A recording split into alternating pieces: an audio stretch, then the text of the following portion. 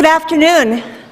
I'm Christina Paxson, and it is my great pleasure to welcome you to Brown University for the 88th Stephen A. Ogden Jr. Memorial Lecture in International Affairs.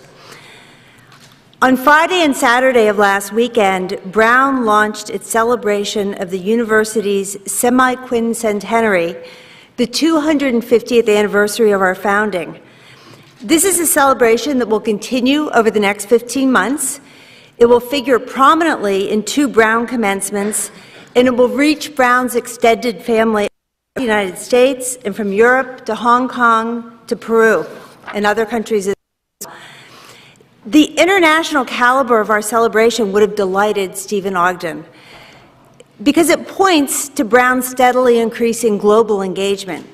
Stephen, a member of the Brown class of 1960, was what we would recognize today as an international relations concentrator.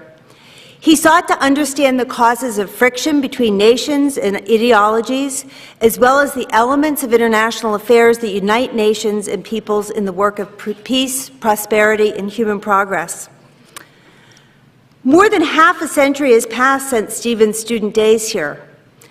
Today's Brown is more broadly engaged with the global community than ever, not only in the excellent work of the Watson Institute for International Studies, but in international collaborations across all of the academic disciplines, in art and architecture, history, literature, global health, mathematics, physics, and engineering. Brown's planetary geologists are involved in the exploration of the solar system with colleagues in Europe, India, Russia, and other nations. The Brown campus is home to more than 1,600 international students, scholars, and their families, representing more than 90 countries. And on average, at any given moment, more than 300 Brown students and faculty are teaching, learning, or conducting research abroad on nearly every continent. Deepening Brown's engagement and service on a global level is an essential element of building on distinction, our plan for the future. Now, sadly, Stephen Ogden didn't live to realize his dream of advancing world peace and understanding among the nations of the world. He died in 1963 from injuries he'd suffered in an auto accident during his junior year at Brown. 2 years later, the Ogden family created this lectureship as a tribute to Stephen's aspirations. Across almost 5 decades, the Ogden Lectures have brought nearly 100 of the world's most prominent international thinkers and agents of progress, including heads of state, prime ministers, diplomats, historians, and journalists, to Providence for presentations such as the one we're about to have this afternoon. On behalf of the university and the Providence community, I thank the Ogden family for establishing this important and productive part of Brown's international reach. And I invite you to join me in recognizing Susan Adler-Kaplan and Dr. Robert Ackerman, who are here today representing Stephen's family and friends, including his sister Peg Ogden.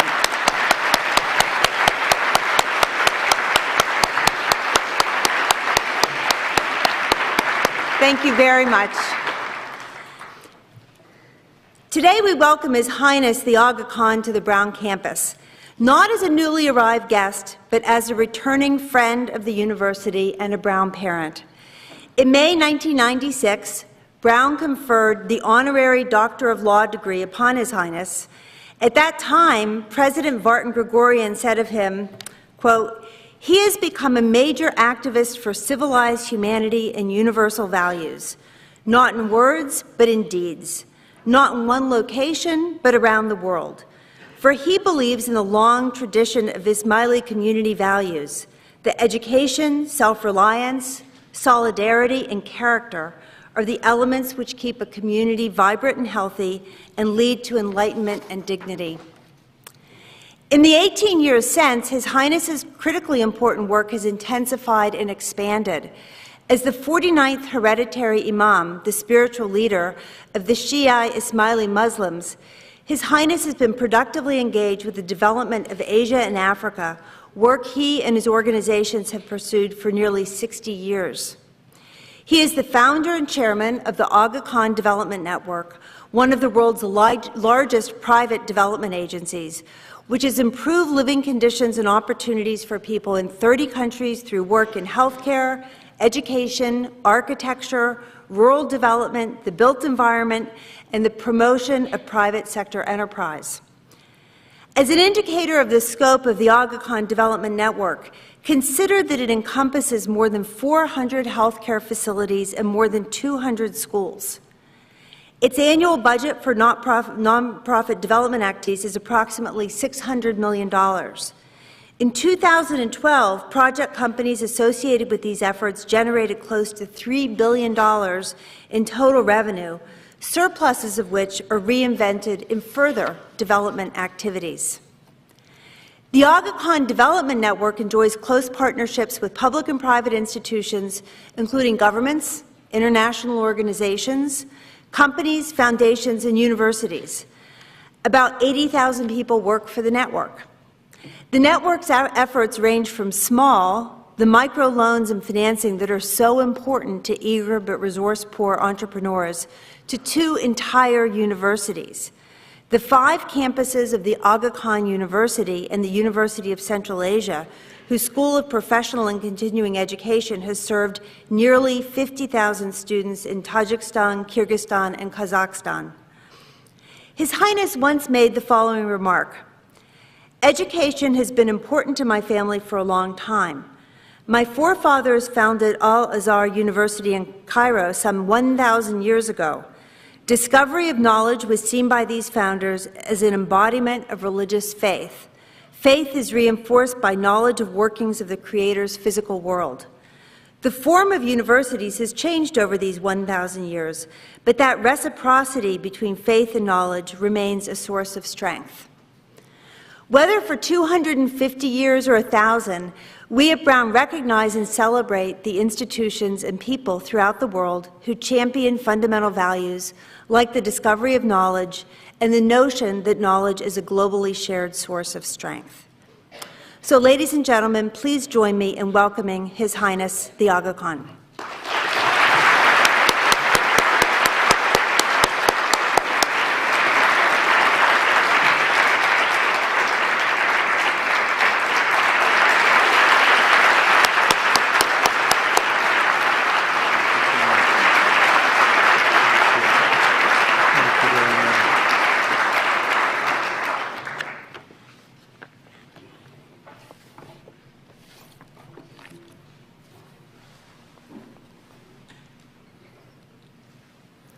Bismillahirrahmanirrahim. President Paxson, Ogden family representatives, Brown University faculty, students and alumni, distinguished guests, ladies and gentlemen. Thank you very much, Madam President, for your very kind introduction. It is a great honor for me to give the Ogden lecture, to be included in the distinguished company of past Ogden lecturers, and to pay tribute to the memory of Stephen Ogden. I am also delighted to be present for the opening weekend of Brown's 250th anniversary, or one might say, the happy conclusion of Brown's first quarter of a millennium. I have long felt a close sense of belonging at Brown. My eldest son, who is looking at me with intensity, was a member of the Brown class of 1995. And I treasure the fact that I received an honorary degree from Brown and was privileged at that time to give the baccalaureate address. My own education has blended Islamic and Western traditions. I was studying at Harvard some 56 years ago when I inherited the Ismaili Imamate. It's not a political role, as has been mentioned. But let me emphasize that Islamic belief sees the spiritual and material worlds as inextricably connected. Faith should deepen our concern for improving the quality of human life in all its dimensions. That is the overarching objective of the Aga Development Network, which President Paxson has described so well. It has been said that giving an effective university lecture requires the boldness to make some strong predictions about the future. I might suggest that President Paxson has put me in a slightly embarrassing position today by inviting me to return to speak on the Brown campus. The challenge with coming back to give a second lecture is that you have to explain what you got wrong the first time. As I look back over some 18 years now to 1996, I think I actually underestimated how many things would change in the years ahead. If you were a student at Brown 18 years ago, you would not have had any Facebook friends. And you wouldn't be following anyone on Twitter. And even more sadly, perhaps, no one would be following you.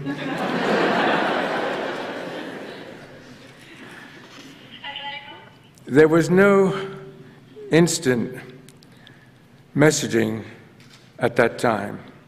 Indeed, as I recall, people actually used their telephone primarily for talking.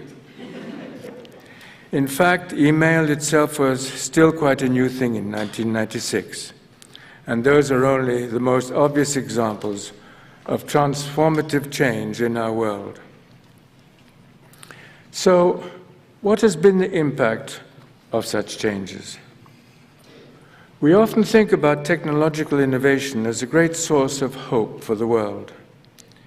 We hear about how the internet can reach out across boundaries, helping us all to stay in touch, and giving us access to information from every imaginable source. But it is worth remembering that the same affirmations have greeted new communication technologies for centuries.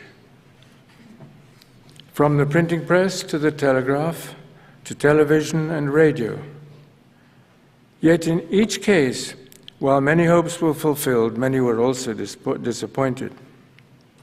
In the final analysis, the key to human cooperation and concord is not dependent on advances in the technologies of communication, but rather on how human beings go about using or abusing their technological tools. Among the risks of our new communications world is its potential contribution to what I would call the growing centrifugal forces in our time, the forces of fragmentation. These forces, I believe, can threaten the coherence of democratic societies and the effectiveness of democratic institutions. Yes, the information revolution for individuals and for communities can be a great liberating influence, but it also carries some important risks. More information at our fingertips can mean more knowledge and understanding, but it can also mean more fleeting attention spans, more impulsive judgments, and more dependence on superficial snapshots of events. Communicating more often and more easily can bring people closer together, but it can also tempt us to live more of our lives inside smaller information bubbles, in more intense but often more isolated groupings. We see more people everywhere these days, standing or sitting or walking alone, absorbed in their handheld screens. But I wonder whether, in some larger sense, they're really more in touch. Greater connectivity does not necessarily mean greater connection.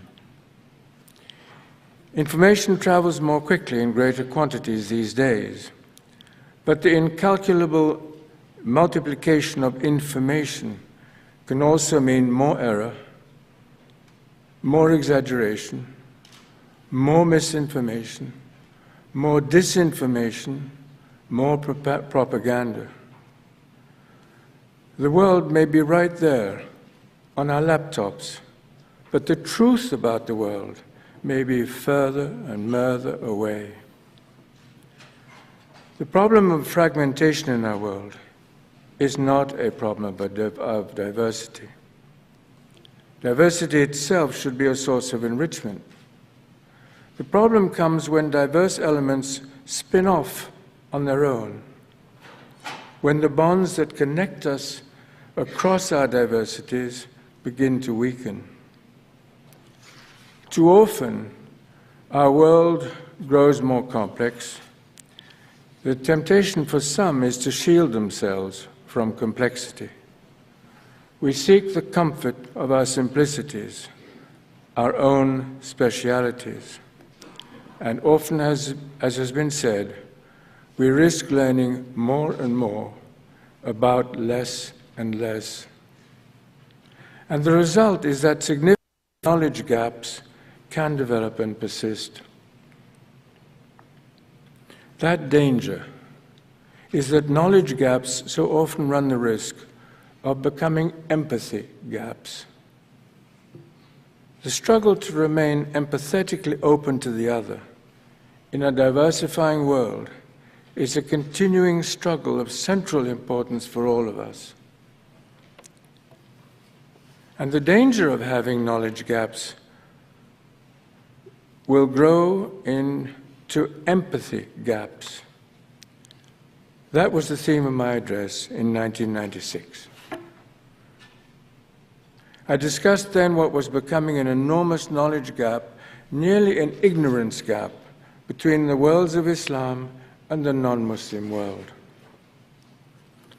Since that time, to be sure, there have been moments of encouraging progress on this front, including academic-centered efforts here at Brown with your wonderful digital Islamic humanities program. But in many ways, that knowledge gap has worsened. We've heard predictions for some years now about some inevitable clash of the industrialized West with the Muslim world. These multiplied, of course, in the wake of the 9/11 tragedies and other violent episodes. But most Muslims don't think that way. Only an extreme minority does. For most of us, there is singularly little in our theology that would clash with the other Abrahamic faiths, with Christianity and with Judaism. And there is much more in harmony. What has happened to the Islamic tradition that says our best friends will be from the other Abrahamic faiths, known as the people of the book, all of whose faith builds on monotheistic revelation? Of course, much of what the West has seen about the Muslim world in recent years has been through a media lens of instability and confrontation. What is highly abnormal in the Islamic world thus often gets mistaken for what is normal. But that is all the more reason for us to work from all directions to replace fearful ignorance with empathetic knowledge. Down through many centuries, great Muslim cultures were built on the principles of inclusiveness. Some of the best minds and creative spirits from every corner of the world, independent of ethnic or religious identities, were brought together as great Muslim centers of learning. My own ancestors, the Fatimids, founded one of the world's oldest universities, Al-Azhar in Cairo, over 1,000 years ago. In fields of learning from mathematics to astronomy, from philosophy to medicine, Muslim scholars sharpened the cutting edge of human knowledge. They were the equivalents of thinkers like Plato and Aristotle, Galileo and Newton, yet their names are scarcely known in the West today. How many would recognize the name of Al-Khwarizmi, the Persian mathematician who developed some 1,200 years ago the algorithm which is the foundation of the search engine technology. I wondered what would have happened if Al-Khwarizmi had patented or copyrighted his algorithm. And I tried to analyze what would be the consequences. Well, the first consequence is that copyright lawyers around the world would either be billionaires or bust. Those who had broken the copyright would be billionaires, and the others goodbye. Secondly, the programs probably would have been renamed. So if they had been renamed, either they would have Muslim names or they would keep their names. If they had Muslim names, they would be in Arabic or Turkish or Persian or Urdu, and none of you would be able to pronounce those names. If the names were kept, then they would be printed in the developing world, and you know what it's like to print English in the developing world. So Twitter would have become Twit. Google would have become Giggle. And our good friend Bill Gates, well, that would be the end of Bill Gates. But I can't be serious all the time, and sometimes I like a good laugh. So I, on the other hand, must get back to serious matters because this is supposed to be a serious lecture. In the Muslim world itself, as is true outside of it, much of our history and culture and art has been obscured, and with it, the clear sense of Muslim diversity. Among other incomprehensions is the increasing conflict between Sunni and Shia Muslims. In places like Pakistan and Malaysia, Iraq and Syria, Lebanon and Bahrain, Yemen and Somalia and Afghanistan, the Shia-Sunni conflict is becoming an absolute disaster. But the harsh truth is that religious hostility and intolerance between as well as within religions is contributing to violent crises and political impasse all across the world. In the Central African Republic, in South Sudan, in Nigeria, in Myanmar, in the Philippines, and in the Ukraine, and in many other places. Such hostilities, of course, represent the most sinister side of what I have described as the centrifugal, fragmenting patterns of our times. So then, how can we respond to such tendencies? The response I would emphasize today is a thoughtful, renewed commitment to the concept of pluralism and to the closely related potential of civil society. A pluralist commitment is rooted in the essential unity of the human race. Does the Holy Quran not say that mankind is descended from a single soul?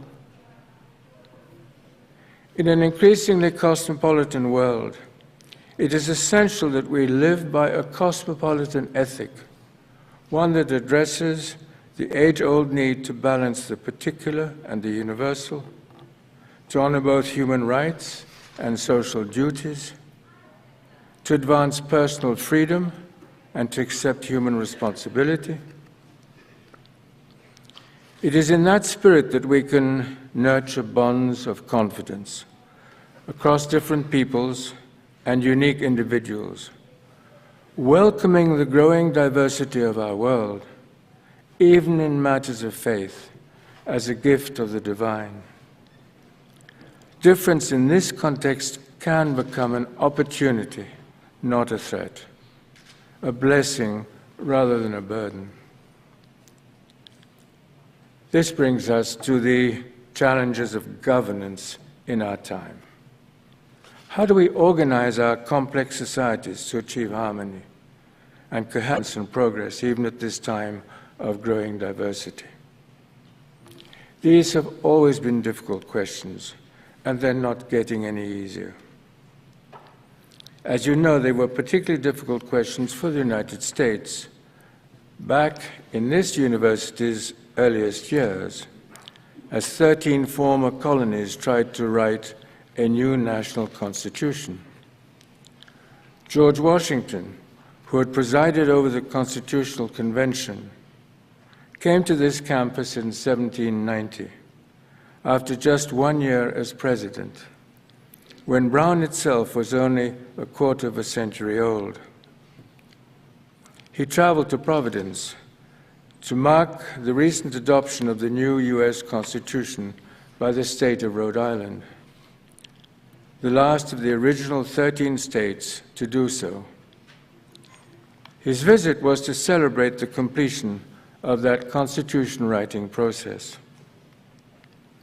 You may have known about this from reading the plaque that still hangs on the wall of University Hall, on the brown main green, where Washington strolled that day with the university's president. I'm told, incidentally, that Washington was greeted here with the roar of cannons and the ringing of bells and a spirit of great decorum. I don't know about the cannon and the bells, but I must testify, as a Count University guest, that the great decorum has not changed at all. Thank you. Washington's visit in Providence marked a moment of historic constitutional significance. And the questions we have raised today, balancing centrifugal, fragmenting realities on the one hand, with the imperatives of national bonding and governing on the other, were central concerns for Washington at that moment and throughout his career. After 8 years of coping with these issues as the first American president, he made them the major theme of his famous farewell address. He was worried principally, he said then, about what he called the spirit of faction and its ability to undermine a sense of democratic nationhood. He described faction as a spirit that kindles the animosity of one part against another, creating a fatal tendency to elevate a small but artful and enterprising minority of the community against the whole. It threatened, he said, a frightful despotism, one that could render alien to each other those who ought to be bound together. Such threats of bonding and thus to balance have long presented a central governance challenge here and elsewhere. And these issues are now being addressed with new intensity all across the world. Amazing as it may seem, fully 37 countries have been writing or rewriting their constitutions in the last 10 years, with another 12 countries recently embarking on this path. This means that nearly 25% of the member countries of the United Nations have been rethinking these central governance concerns. And nearly 49 of these countries have majority Muslim populations. Clearly, many Muslim societies are seeking new ways to organize themselves. And there can be no one-size-fits-all. The outcomes obviously are going to be many and varied. The process will challenge the creativity of the world's best political and legal thinkers. Especially in the developing world, such matters will increasingly be in the hands of younger, more educated men and women, provided the system allows them to come to the forefront. These governance issues are frankly today of global concern. And I believe that the great universities of the world, and Brown University in particular, can also play an especially creative role in responding to them. The challenge, as we have said, will be one of balancing values and interests, honoring the importance of religious and ethical traditions, for example, while also respecting the free will of individual human beings, accommodating both the role of central governments and regional demands, reconciling the urban and the rural, providing for democratic change and institutional continuity, creating new governance frameworks is obviously not an easy task, but it can be accomplished. In Kenya, just 3.5 years ago, for example, a new constitution, ratified by 2/3 of the voters, redistributed power dramatically from the central level to 47 county governments. In Tunisia, just a few weeks ago, a new consensus constitution with 94% approval from the elected Constituency Assembly reaffirmed the Islamic identity of the Tunisian state while also protecting the human rights of religious and ethnic minorities. In these cases, and in other places such as Bangladesh, one of the fundamental constructive forces at work has been the strength of civil society. It is a topic that is worth serious attention. And I'm happy to say that it has been getting increasing attention, including the exemplary cutting-edge work here at Brown of the Watson Institute for International Studies. By civil society, I mean an array of institutions that operate on a private, voluntary basis, but are motivated by high public purposes.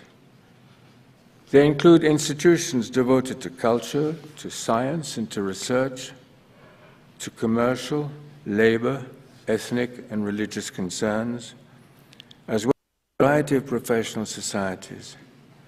They include institutions of the media and education. And I think the conclusion is that the success of democratic societies will depend in the end on more than democratic governments.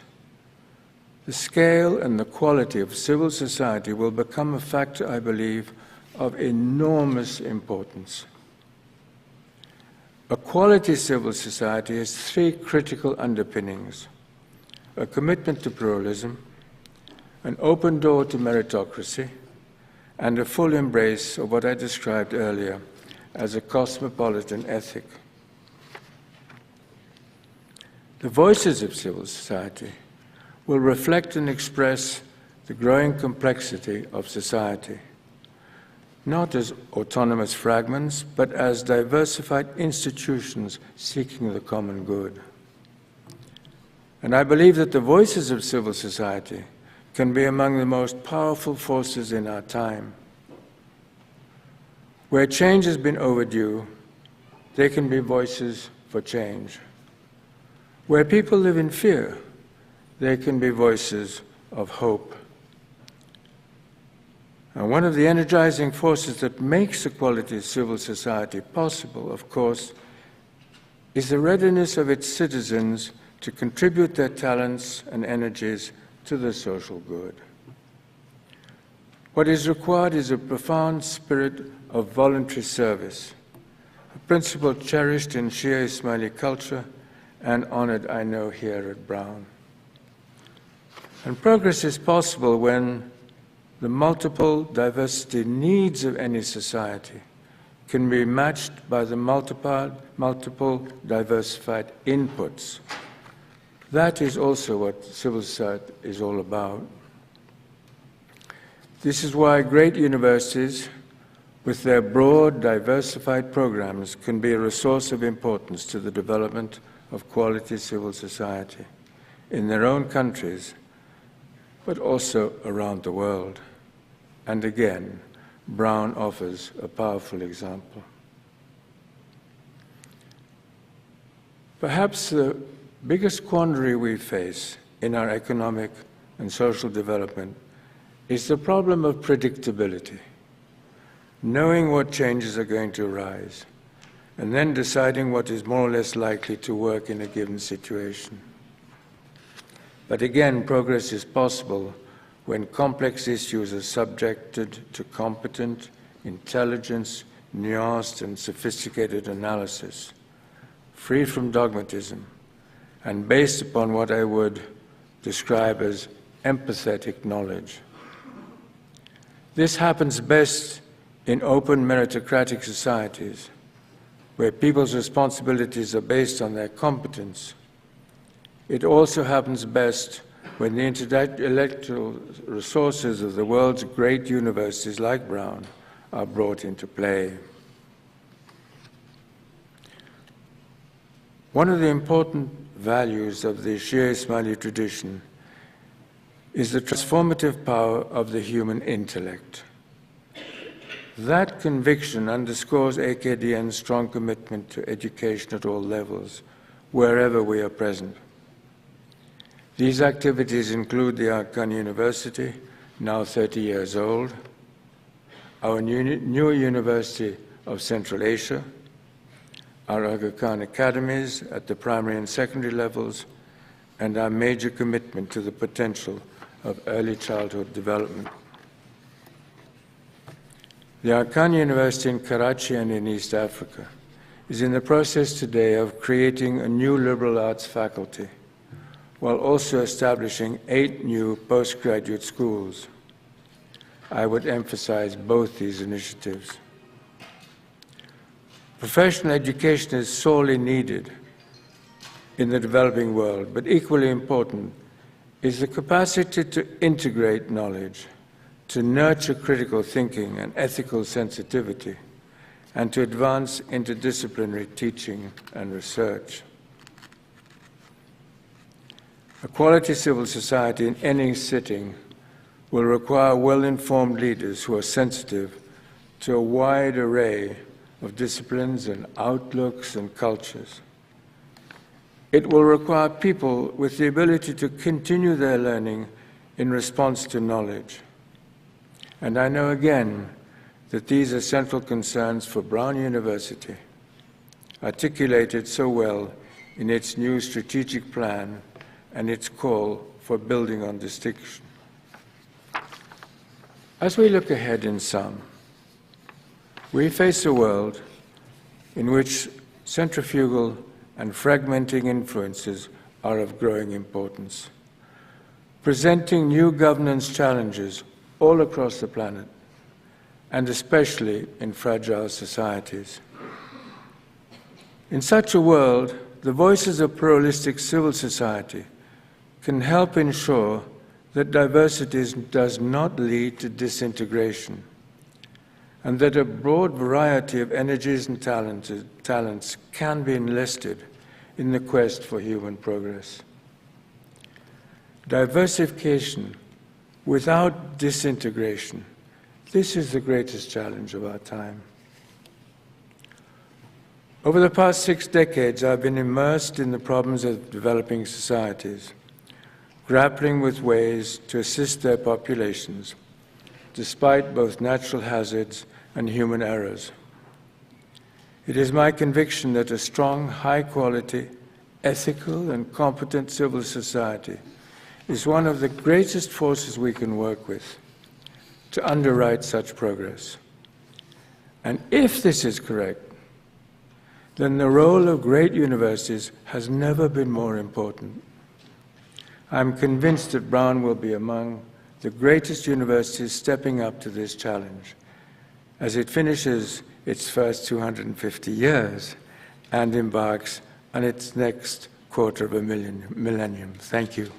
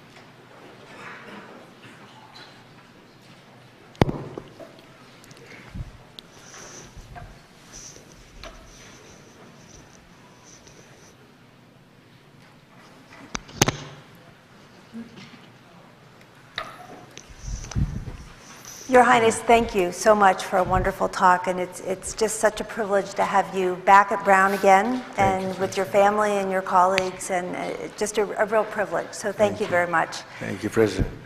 We have structured this part of this event really as a conversation. Before you came, we canvassed some members of the Brown community. We put together some questions that people might have for you, and I hope we can discuss some of the answers. I'll do the best I can. Okay, so one broad question. I mean, you are a global leader.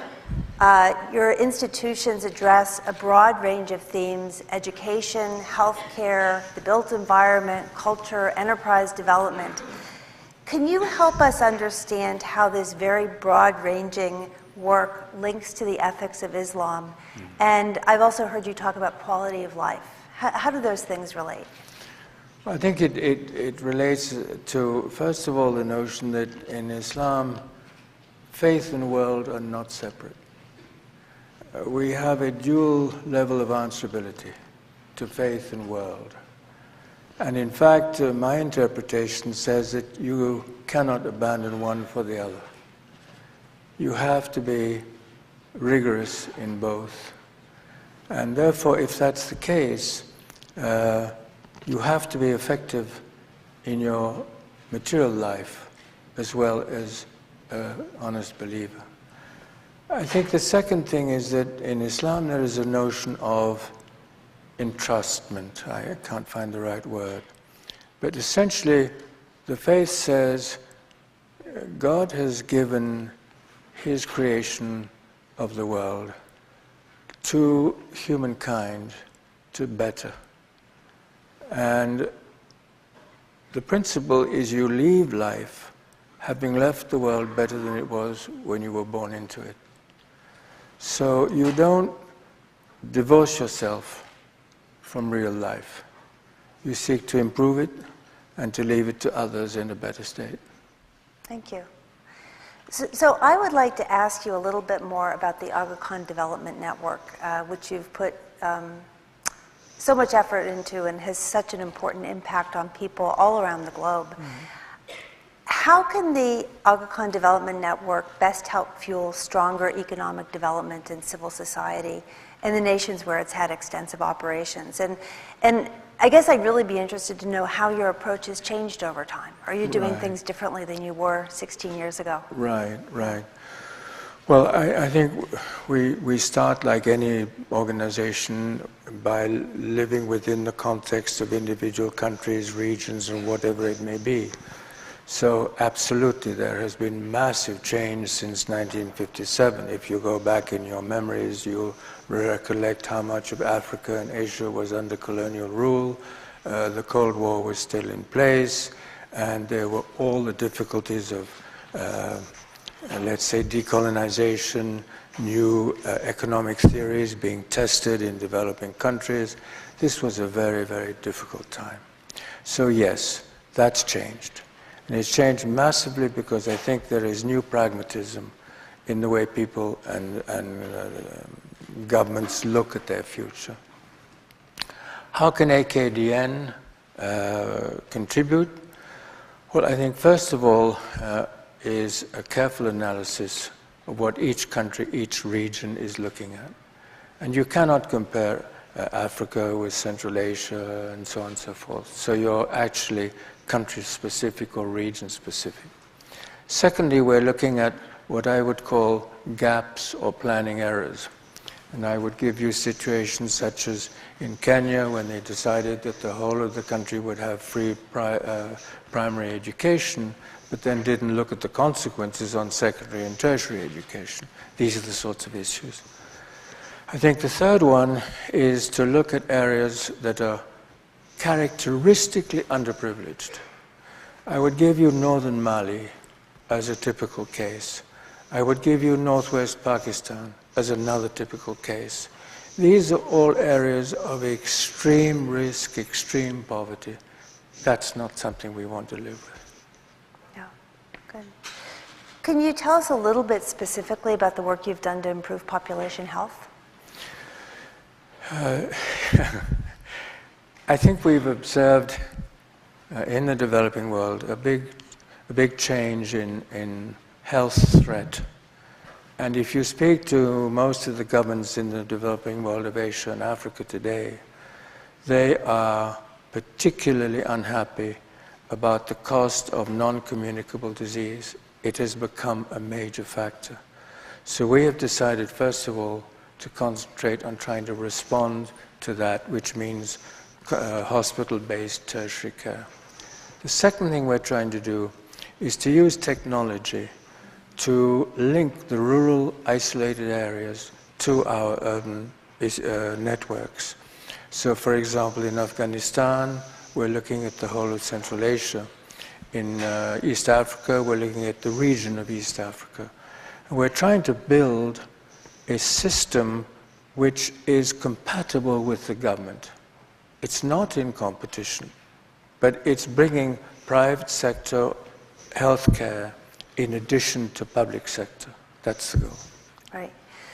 One of our faculty members recently returned from a trip to Eldoret in Kenya, and she saw the Aga Khan Hospital there. Yes. And she was hoping you could say a little bit more about what you'll be doing in building medical infrastructure in the next 10 years. Right. Well, as I said, we're trying to do two things, or actually three things. First of all, we're trying to get tertiary care and education in situations such as Nairobi, Mumbai, Dar es Salaam, Karachi, Kabul, etc. Then we're trying to link provincial hospitals into that system. And then we're trying to link rural units into the system again. So that's the goal that we have. And we want to do it with partners. Right. That's wonderful. So it's really building systems of care. It's building a system. Right. And in fact, it goes further than just one country. We are looking at East Africa as a region. We're looking at Central Asia as a region. It's much quicker to get from Tajikistan into northern Afghanistan, or rather the other way, northern Afghanistan into Tajikistan for healthcare than if you have to go down to Kabul, for example. Mm-hmm. Right.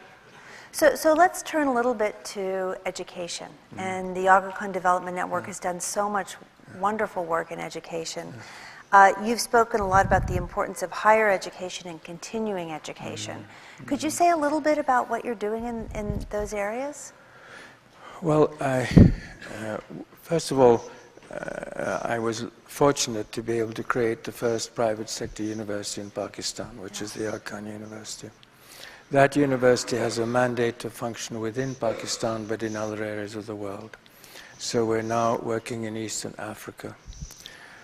The second issue we looked at was the high mountain areas of Central Asia, and we discovered that there was no solid institution of higher learning dealing with about 25 million people who live in Central Asia, in the mountain areas. So we decided that we needed a university in that part of the world.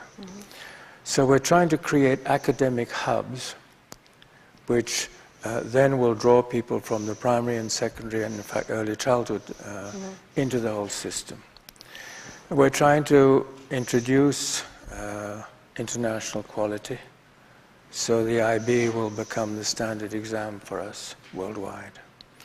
And we're trying to teach people in the national language and in the global language of English, so that all the students who come through the system have an international level of education and have language capability.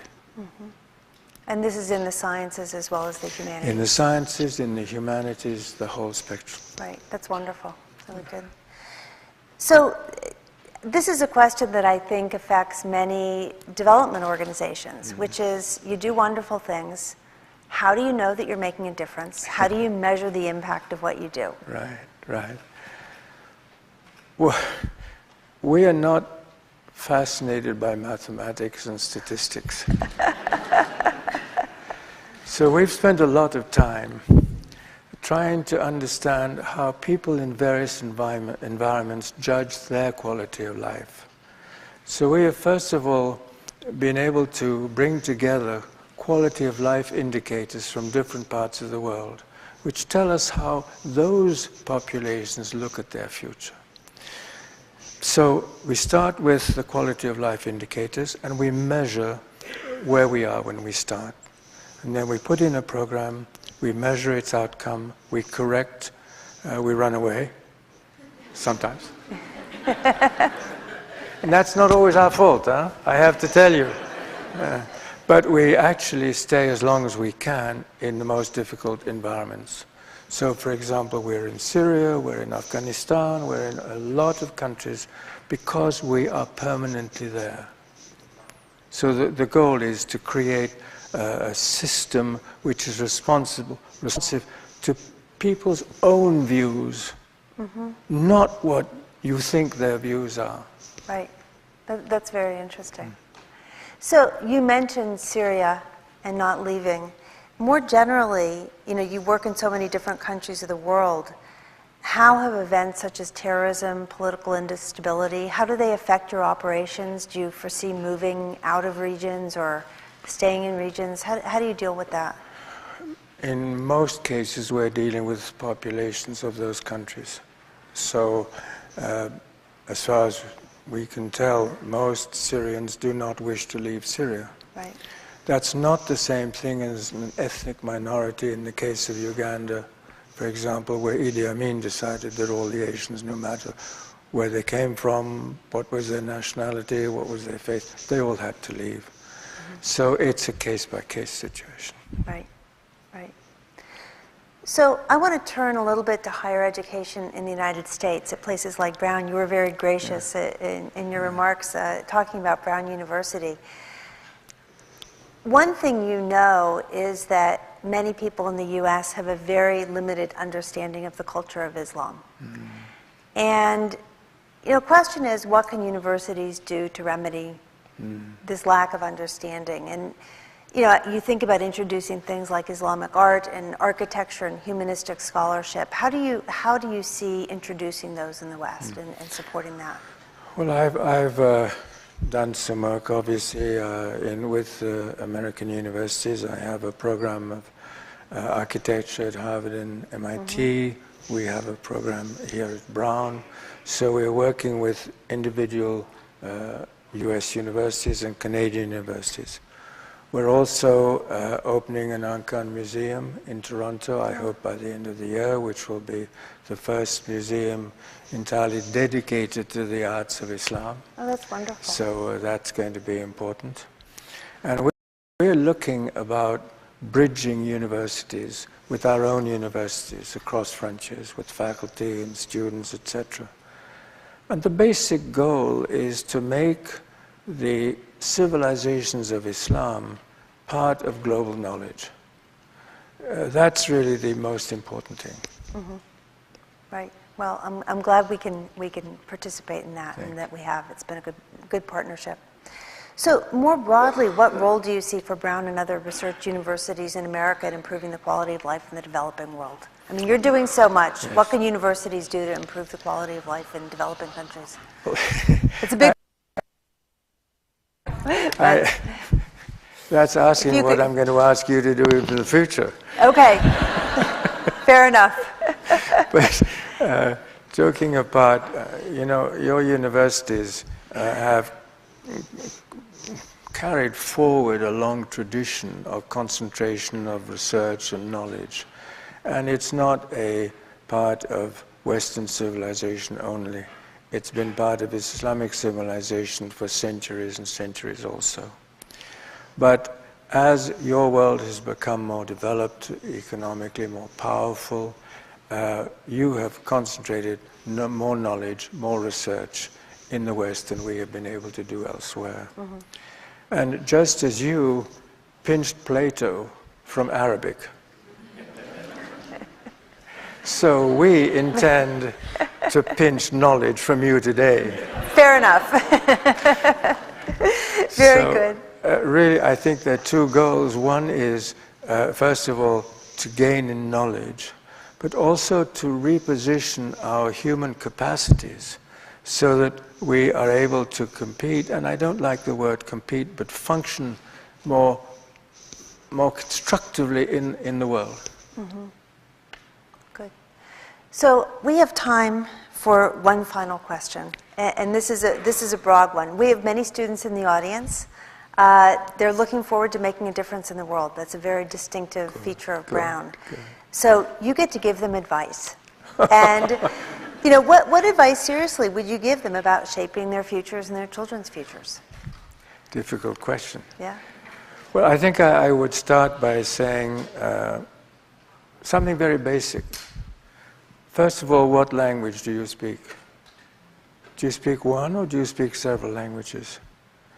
If you speak several languages, your horizons are wider. You can function in a wider number of countries around the world. I think the second thing I would say is I would ask them to think about where they want to be when they're 35. What are the goals for their midterm?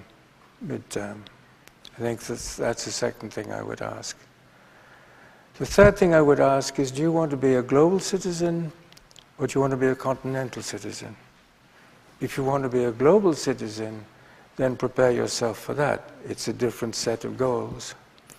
So I think the whole issue is a rational issue that well-educated children, young people, can address in a very, very rational way. And I think the final thing I would say is everybody makes mistakes. Never regret them, but correct them. But there's no such thing as a perfect world or a perfect life. Very good advice. Thank you very much. Thank you.